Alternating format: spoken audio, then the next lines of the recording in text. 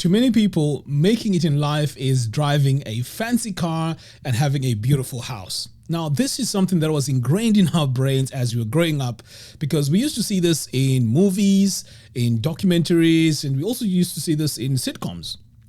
So when I came to the UK in 2001, I was impressed when I used to see cars on the streets, and compared to what I was seeing back in Zimbabwe, it was totally different because the cars were new, they're not run down, they're not broken or anything. Pretty much majority of them were in very, very good condition. But little did I know that this was just the surface and there was a lot behind the scenes that was going on that I wasn't aware of. So just like anybody else, I started working. And as I was working, I said to myself, look, I'm young, I'm strong, and I can work so many hours. So I started putting in extra hours. I started doing double shifts.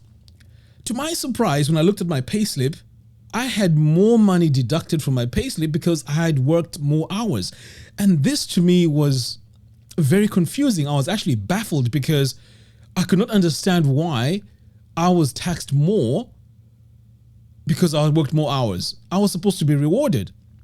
So when I compared the two, the amount of money that I was being taxed and the amount of work that I've put in, it didn't really make any sense. So this led me to really look deep into how the UK works. Now, do you know how the UK actually makes money? Well, let's explore this. When we take a look here, we can see that income tax is one of the biggest ways that the UK makes its money. That's the money that is taxed when you work. Secondly, it's VAT. So if you're a business and you're registered, that 20% they charge, that's basically the VAT. Then we have national insurance, corporation tax, financial services, trade and export, and so on. When you really look closer, you're going to notice that financial services is actually the second largest way that the UK makes money. The second largest, financial services.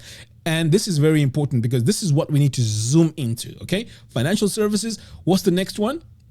It is income tax. So financial services, income tax. These two are the main, or rather, one of the second and third, all right, when it comes to how the government makes money or how the UK makes money. This brings me now to how us immigrants or people in the UK are brainwashed to think that when you've made it, oh, you have a beautiful car and you have a beautiful house. Where does that really lead you to? Well, it leads you into the financial services, because the financial services is the sector that lends you money. That's where the credit cards are, the mortgages, the finances of cars, the loans, the banking stuff. That's where it is, the financial services. That is how the UK makes a lot of its money. When you look at that, you start to realize that, oh my goodness, so for this country to really make a lot of money, that's one of the biggest sectors they are focused on. Well, that's supposed to give you some question marks, because when you look around, you start to see that there's a lot of pressure on buying a house on mortgage, buying a nice car, credit cards, traveling, holidays, and so on. And this is what you find in the advertising sector. Thank God I have experience in marketing, and I can see where the tricks are and how they get people to really buy and borrow and spend and do all these things which make you feel like, you've made it. So the second one is the income, which is pretty much your work. So let's just go back into the financial services. Now, how this becomes a trap is when you borrow money, basically you're stuck. You can't go. You can't leave. So look at the situation of the immigrants. Let's talk about the immigrants. Okay, us Zimbabweans or us immigrants coming from different countries. When you have a mortgage, basically you're stuck. You cannot run away from it. Otherwise, pretty much it's a criminal offense, first of all, to borrow and then run away.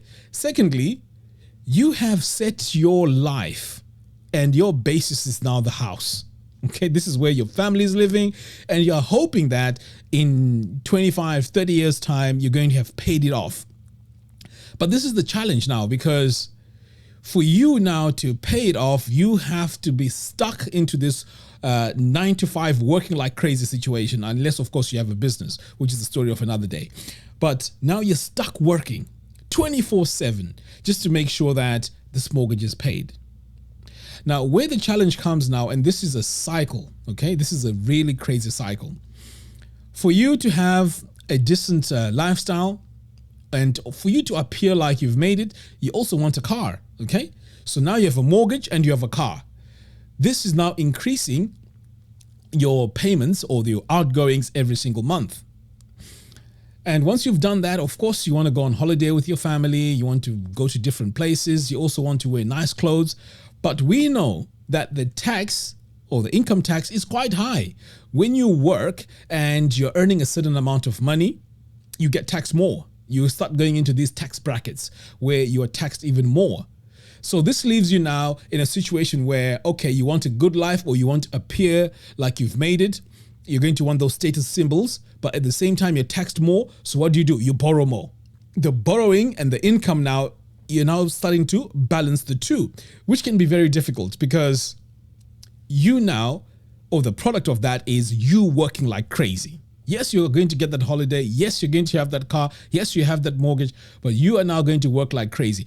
And this work pattern is so crazy because you are now chasing the inflation, because every year things are starting to go more and more expensive, including your mortgage, including the interest rates, including so many things. So now you're chasing the inflation. In the meantime, your salary is not increasing as the inflation increases. So this becomes even crazy because now you have inflation here and your salary is here. And this is what is happening every single year. So this leaves you now in a situation where if you work double shifts, you're in trouble. If you work more, you get taxed more. You start going into these tax brackets. So now you go into a group where you are now stressed. You are now working like crazy. You have no social life. And I know I'm laughing, but of course it's not a joke because this is something real. And before you know it, you're going to start having money issues, and this leads to depression. If you look at majority of people in the UK, they are depressed because of financial situations, financial issues.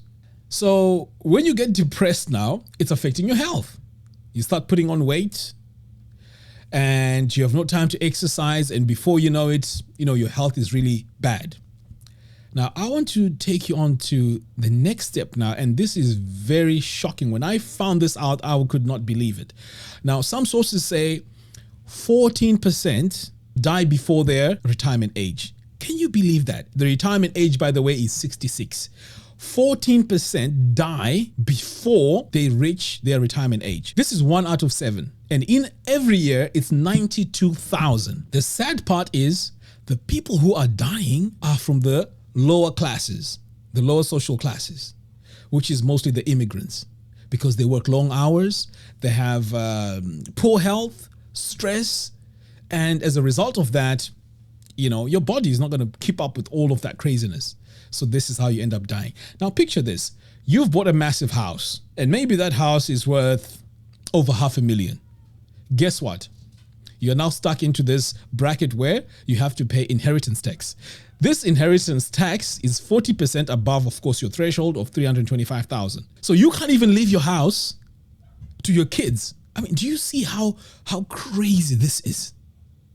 You've worked hard, you've bought a nice, massive house, and 40% has to go. And remember, I'm saying 40% of the amount above the threshold, which is $325,000. I mean, you can look more into this. So you can't even leave your house to your children. Number 2, if you're working like crazy and you're ill and your health is not in good place, you can't even reach 66 because you're going to fall into the 14%, the 1 out of 7. This is shocking. And this is the trap that I'm talking about. So now you might be thinking, well, I can go back to Zimbabwe. I can go back to Uganda. I can go back to Kenya. I can go back to Nigeria. Well, here's the thing. For you to go back to these countries, you would have to start from scratch because number one, employment is not as good as it is in the UK. That's number one. So what you're going to do when you get there, when it comes to buying properties, properties are so expensive. I mean, if you go, last time I was taking a look at properties in Zimbabwe, if you want to buy a nice house in Borodale, Chisipiti, Highlands, those areas, we are talking about 300,000, 400,000, 500,000 cash. No mortgages, cash. There's no way you're going to be able to pay that because in the meantime, while you're in the UK, it's hand to mouth. And as a matter of fact, you're in debt anyway, or for majority of the people. When you really look at this, it looks on paper like the UK, or I guess this also applies in other countries. If that's the case, please let me know in the comments box below. I mean, we're talking about America, Canada, and all those other countries. But for the UK, I mean, of course, I'm speaking about the UK. It is so crazy and shocking that this can be the state of a lot of people after so many years. So how do you stop yourself from putting yourself in this situation? Well, that is the main thing. One thing that I realized when I came to this country was if you are going to be on a 9 to 5 on a wage, you're going to be the highest taxed. So the only way out of that is starting a business. But of course, that comes with its own challenges because you have to be really good at marketing, selling, management, human resources. I mean, there's just so much that you have to learn for you to run a successful business. So you're stuck between a 9 to 5 and a business. Now, the business has, of course, its advantages. Like I said, you get taxed less and so on, and you're your own boss. Here, you get taxed more and you're stuck, 9 to 5, but your pay is, certain at the end of every month. In order for you to really escape this, if you're new to the UK, is stay away from debt. Definitely, because debt is going to keep you pretty much, stuck because there's no way you can up and leave when you have all these debts. And even if you do decide to up and leave the country you're going to, perhaps you've been in the UK for maybe 20 years, 15 years, how are you going to get started there? How are you going to get started from scratch? Chances are you're going to be living with your parents, but of course you cannot use that as a plan to move forward. No, you can't. So this is what makes you really, really stuck. So back to my solutions, stay away from debt. There was a time when I actually bought, it was a Jaguar XJ on finance. And at that time, I really felt like, yeah, this feels good. The car had so many gadgets and I loved it. But every month, I'll be so stressed trying to meet up with the payments. And not only that, when things went wrong with the car, it was not cheap because mine was now out of warranty. It was not cheap. It was so expensive. I had to give it back. And for the next 5 years after that, I was using trains and buses. Literally for 5 years, trains and buses, because it was crazy. So I had to tell myself that, look, yes, we can have all these nice things, but not on debt. It's best you have all these nice things when you've paid in full for all these things. Otherwise, you just have to live within your means because it can be very, very terrible. Okay, stay out of debt. The second one is start a business. A side hustle is needed. You do need a side hustle because your salary alone is not going to make it. It's not going to make it. When things start changing, especially here in the UK, when things start changing, this is where you start to realize that you are going to be more and more depressed because any little movement that happens that changes things is going to affect you big time. For example, if your mortgage your mortgage payment go up a little bit and your salary is still there, you're in trouble. Because where's that extra money coming from?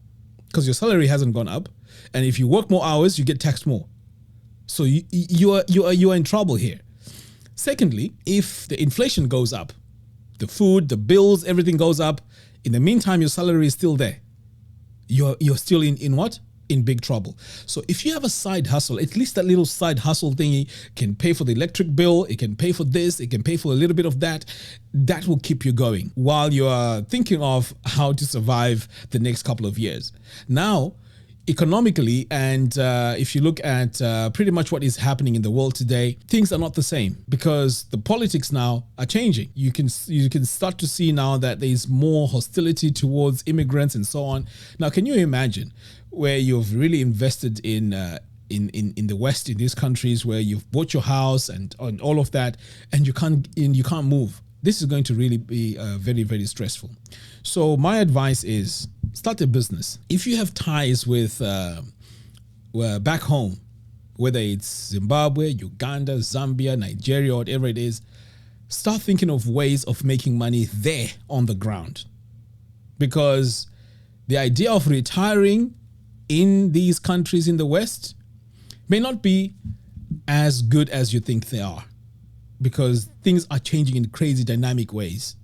Okay, today we're in 2025. Who knows what's going to happen in 10 years' time? It's going to be crazy.